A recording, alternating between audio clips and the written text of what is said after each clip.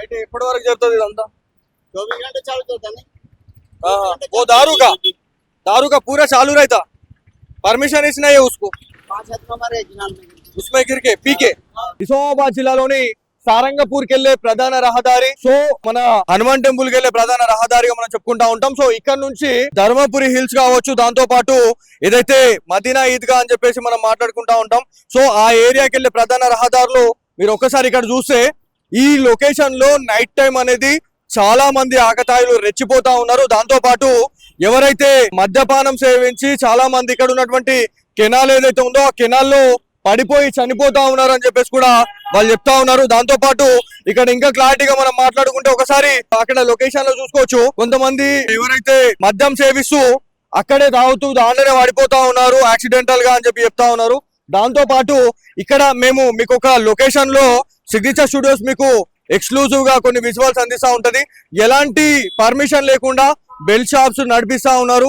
దాంతో పాటు bell shop కి కూడా పర్మిషన్ లేకపోతే వాళ్ళు వైన్స్ ల దగ్గర నుంచి ఏవైతే మద్యపానం తీసుకొచ్చి ఇక్కడ ఈ షాప్లలో పూర్తిగా వాళ్ళు అమ్ముతా ఉన్నారు అని చెప్పి చెప్తా ఉన్నారు. అంటే 24 గంటలు అంటే 24 గంటల్లో 24 గంటలు ఇక్కడ మందు దొరుకుతూనే ఉంటది.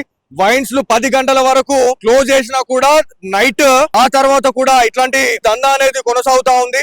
సో అధికారులు కూడా పట్టించుకోవట్లేదు. ఇక్కడ ఉన్నటువంటి 6th టౌన్ పోలీస్ అధికారులు కూడా పట్టించుకోవట్లేదు అని చెప్పేసి ఇక్కడ స్థానికులు చెప్తా ఉన్నారు. ఇక్కడ కొంతమంది వ్యాపారస్తులు ఉన్నారు, వాళ్ళు బాధపడతా ఉన్నారు. ఎందుకంటే చాలా మంది ఆ కెనాల్లో తాగిన తర్వాత మత్తులో పడిపోతా ఉన్నారు అని చెప్పి చెప్తా ఉన్నారు. ఇక్కడ ఒక ఆయన ఉన్నాడు, ఒకసారి ఆయనతో మాట్లాడడం.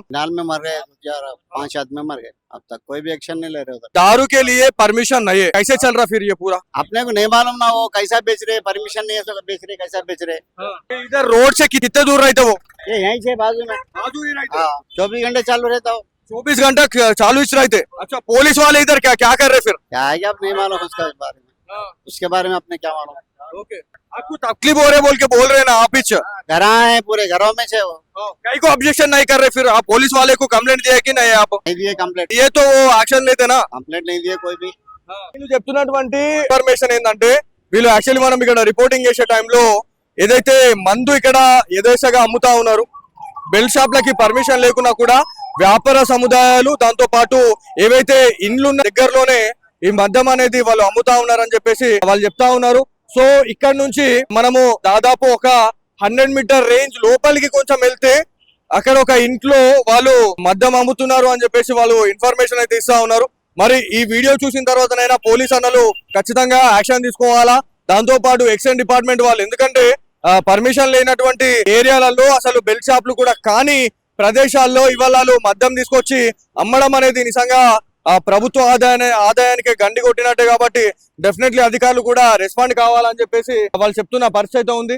సో ఇక్కడ ఎవరైతే కొంతమందితో మనం మాట్లాడినప్పుడు వాళ్ళు అదే చెప్తా ఉన్నారు, వాళ్ళు కంప్లైంట్ ఇస్తే మళ్ళీ ఎక్కడ టార్గెట్ అవుతాము అని చెప్పేసి కూడా వాళ్ళు భయపడుతున్నాము అని చెప్పి వాళ్ళు చెప్తా ఉన్నారు. సో ఏదేమైనప్పటికీ యాక్షన్ తీసుకుంటారా లేదా దీనిపైన, ఎందుకంటే ఈ లొకేషన్ అనేది ఇక్కడ ఈ సారంగపూర్ హనుమాన్ టెంపుల్ కి వెళ్ళే ప్రధాన రహదారి కమాన్ని చూస్తే చాలా మందికి ఐడెంటిఫై అవుతుంది.